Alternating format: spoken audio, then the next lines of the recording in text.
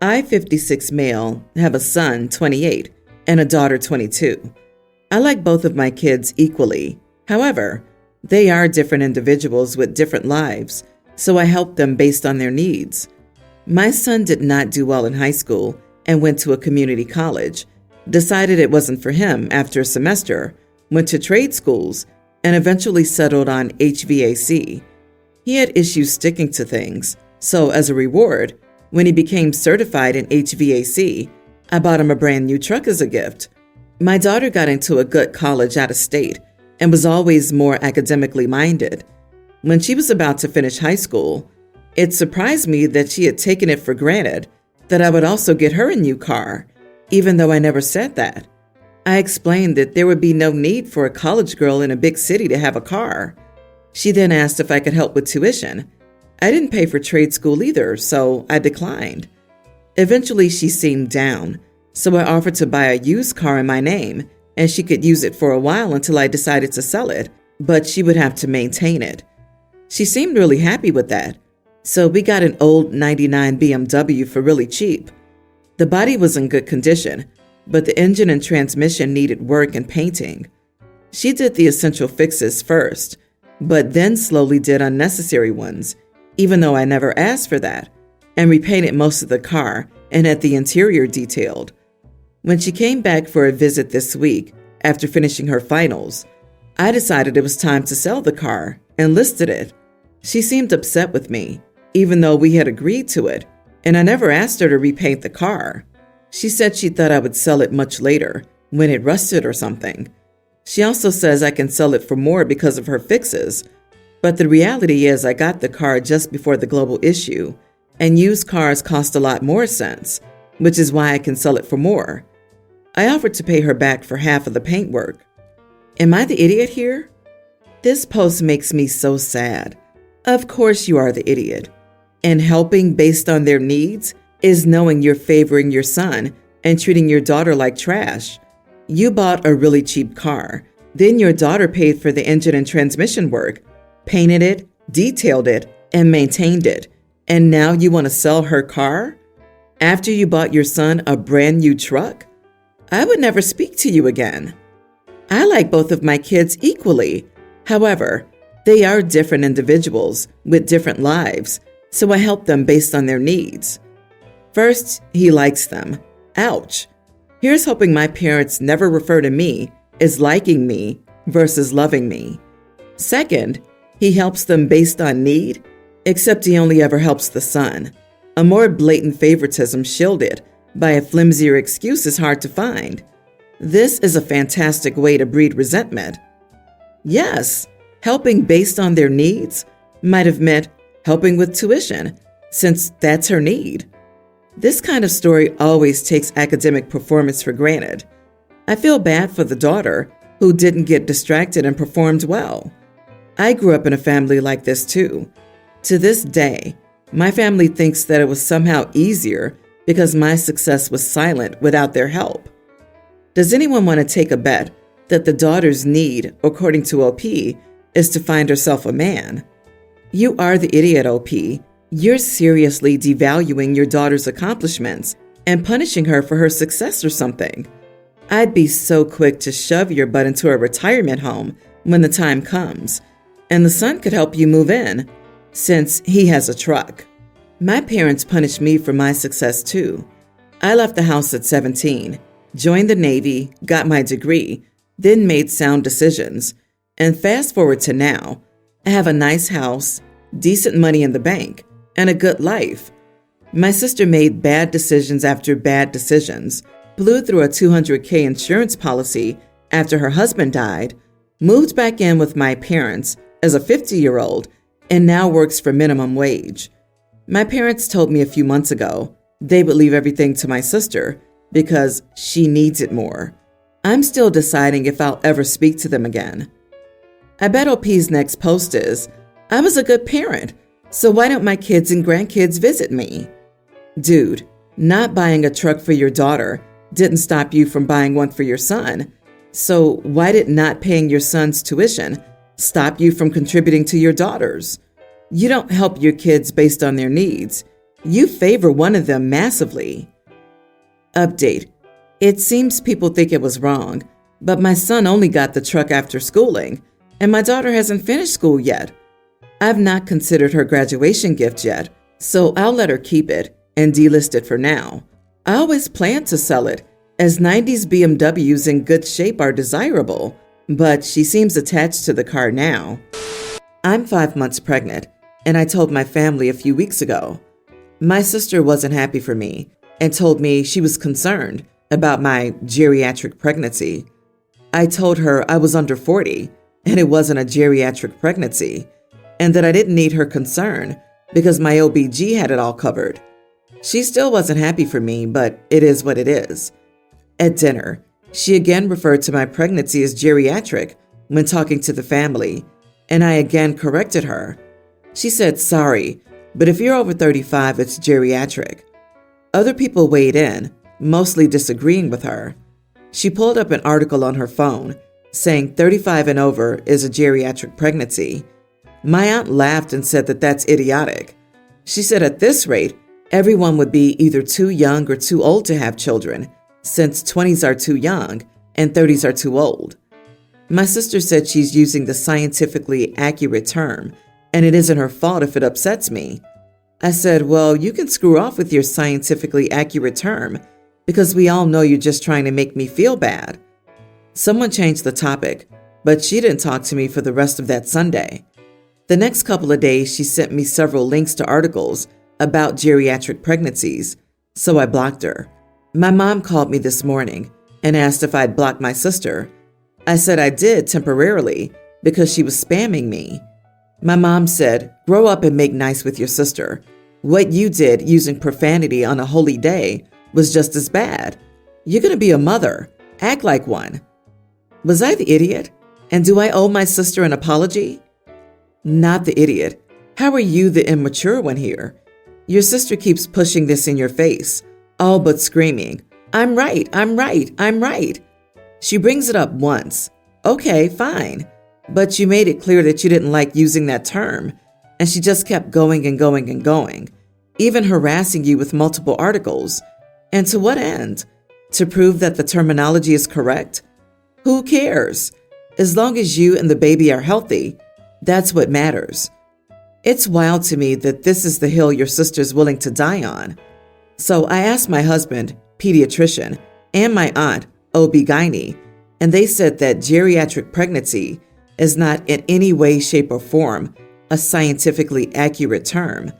That's just the term used to describe pregnancy for women aged 35 and older, and it can and has been changed in recent years to pregnancy at an advanced maternal age. They say that the term has long been considered outdated, and it's a callback to a time when having children in your 30s was not the norm. Society's changed. Women have children later in life, and despite the difficulties and risk of getting pregnant at an advanced maternal age, there's no way that the term geriatric is an accurate way to describe women having children past age 35, especially since the median age for first-time mothers in most places is 30, if I recall correctly. Don't apologize. Ask her instead to examine why she's so fixated on being unhappy for you. Geriatric pregnancy is technically accurate in the same way mental retardation or hysteria is an accurate description of neurologic and social function. That's why it irks me when people fall back to, but it's technically correct, when referring to anything related to terminology, because all terminology is a social construct and rooted in the culture of its time. If your sister wants to talk, give her a history of medical terminology, and if she doesn't want to hear it, tell her to eat glass. And why is the blocking only temporary? Make it permanent, or at least until she apologizes. Last night, my wife, my young teen son, and I had dinner with another couple I've known since high school and their 2 kids at their house. After dinner, my son and the other boy left the table to play video games, but were still in earshot. The rest of us stayed at the table chatting. The conversation turned to tattoos, and my friend mentioned my ex, baby mama's brother, who has some seriously impressive tattoos. My wife commented, that their whole family is covered in tattoos and that my son would be covered in a few years. I responded that I wouldn't mind as long as they weren't crappy tattoos, and she replied about him becoming unemployed trailer park trash like his mom's family. I became mad that she spoke about my son like that and how she characterized my ex's family. I initially responded, "I can't believe you just said that." I followed this up by essentially telling her she had no right to talk about my son's family like that and pass judgment on people she didn't know. I also told her I don't agree with her sentiment that tattoos equal unemployment, that most of my ex's family are happily employed and several are business owners. The brother with the nice tats, for example, was a semi-professional boxer, has a master's degree, and owns his own business. My ex's family has a bad reputation, and a lot of them do live in a trailer park, and several of her brothers and uncles have been in and out of prison. However, she has a large family, and most of them are great people, but they're all heavily judged in our local community. They were also such an important part of my life when I was younger. My ex and I had our son senior year of high school. My family was unsupportive, but hers were our village, and we couldn't have done it without them. My ex's grandpa gave me my first job, and her brother helped me find a cheap car to buy and helped me fix it up. They were my family for years, and although I'm no longer close with them, they're still important to my son, and I see their positive influence on him all the time. My wife doesn't know them, but I know she's heard positive things from my son, so I don't understand why she would say what she did. The night moved on, but things with my wife remained awkward even after we left. Finally, when we were getting ready for bed, she told me I was an idiot for speaking to her like that in front of our friends, defending my ex, and making her look like a jerk in front of everybody. I was aghast and told her she was the one that spoke diminishingly about my son and his family while he could hear. I slept in a different room and didn't speak to her for the rest of the night. However, today I went to the gym with my brother, and he thought I was an idiot for blowing up at her in public and that I should have waited to mention what she said at home. He also thinks I'm coming off as an idiot for defending my ex's family to my wife and that it sends the wrong message. Am I the idiot? You are not the idiot. Your brother was wrong. You sent the right message. Assuming your son overheard, he heard you call his stepmom out. He heard your love and respect for him and the rest of his family, his mom, uncles, and grandparents. If you didn't do that, he'd have gone to sleep thinking you agree with his stepmom that he'll end up unemployed in a trailer park. You're a good dad. Your wife, though, clearly disrespects your ex, her family, and your son. Exactly. Let someone tell me that my kid will become unemployed trailer trash. I'm going to have something to say too. And it doesn't even matter if he's around or not. You insult my kid? You might as well insult me. I shudder to think what she might say if you weren't around. Please ask your son if she talks to him about his mom and her family. Good call on what she says when LP's not around. It's probably worse. God, I would have loved my dad to call out my stepmom when she said terrible things about me. Maybe teenage me would have believed he loved me if he did. This is so important. If your son heard her comment, he was probably listening and waiting to hear your response. And it sounds like you said what he needed to hear. Good for you. OMG, you're so rude to not allow me to be rude to you. It drives me insane when people's comments in public are corrected in public and then get upset about being corrected in public. If you don't make rude statements in public, nobody will correct or scold you for those statements in public. In front of our friends isn't some cone of silence that means you can make derogatory comments about your stepson's family in front of the friends. NOP has to smile and nod until the friends are gone. My 24 female boyfriend's 25 parents came to visit last night with the intention of spending the night here. Not sure if it matters, but we've been together almost 6 years and living together for 4 years. We have a 2-bedroom apartment, and in the spare bedroom, we have 2 twin extra-large sized beds for my nieces, who spend the night at our apartment frequently. His parents had visited us before but never stayed the night, and they knew we had 2 twin beds in the spare room. When it came time for bed, I gave them extra pillows and blankets and directed them to the extra bedroom. They had assumed they would get mine and my boyfriend's master bedroom. His parents are somewhat conservative, and while they have no problem with my boyfriend and I living together unmarried, they said that the married couple in the house should share the larger bed together, and we were insulting their marriage by suggesting they sleep in separate beds. I told them this was my and my boyfriend's apartment, and we would sleep in our bedroom. My boyfriend agreed with me and took my side, and when he took my side, it started a big argument. I eventually told them they could sleep in the guest room or leave. They decided to leave and get a hotel because they were too tired to make the 2-hour drive home. Today they texted both my boyfriend and me, demanding we reimburse them for their hotel, and I told them they were crazy if they thought I was reimbursing them for the hotel. So, am I the idiot? Not the idiot. Guests sleeping in the guest room isn't a commentary on their marriage, and you don't owe them for a hotel room they chose to sleep in. They were guests. That's how this works. Perhaps get them a dictionary. My boyfriend got his phone out during the argument, Googled the definition of guest, and made them read it. I nearly died. He sided with you against his parents, and he did that during the argument? Keep him.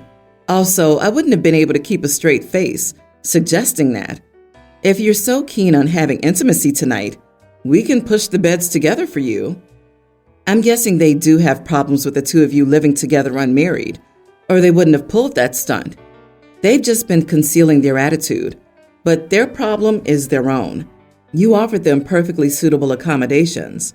The fact that they chose not to accept them is also a them problem, and any costs they incurred as a result are their responsibility. I, 33 female, have a baby that is crawling. He is everywhere and into everything. I have a playpen he oftentimes goes into, and I'll put him in his crib for nap time. I have a friend, 32 female, who's pretty vocally child-free, and they came over to plan for another friend's bachelorette party. I was holding my son when she arrived. She arrives, comes in, and I can tell she's uncomfortable. I'm holding him, and she asks me if I can put my son in a different room. I say, no, my husband is golfing, and he's awake, so I want to watch him. I put him in the nearby playpen, but he's just doing the happy baby yelling type of stuff. She mentioned how the last time I came to her place, I asked her to put her dog in another room. Never mind, it kept sniffing me and slobbering on my leg. I told her that was very different, and I'll leave him in his playpen.